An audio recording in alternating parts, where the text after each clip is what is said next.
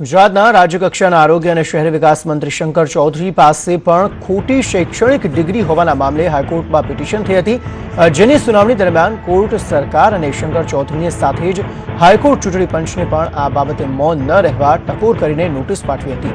કેન્દ્રીય ચૂંટણી પંચે પક્ષકાર બનાવીને હાઈકોર્ટે નોટિસ ફટકારી છે, જેની સુનાવણી 7 ડિસેમ્બરે હાથ ધરાશે।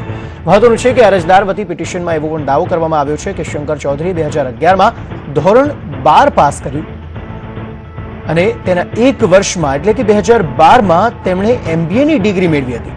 તેમણે ધોરણ 12ની પરીક્ષા 2011માં પાસ કરી છે। તે બાદ જો કોઈ પણ વિદ્યાર્થીને MBA પાસ કરવું હોય તો તેને 3 વર્ષ એટલે કે 6 સેમેસ્ટર પાસ કરવા પડે। જો કે શંકર ચૌધરી 2012માં તેમનું MBA પાસ કર્યું હોવાનું દર્શાવ્યું છે। તેમણે શંકર ચૌધરીના તમામ શૈક્ષણિક સર્ટિફિકેટ પિટિશન સાથે રજૂ કર્યા છે। તેમણે એવો પણ દાવો કર્યો છે કે શંકર ચૌધરીએ બનાવટી શૈક્ષણિક સર્ટિફિકેટનો ઉપયોગ કર્યો છે, ત્યારે તેમની સામે ફોજદારી રાહે પગલાં લેવામાં આવવા જોઈએ।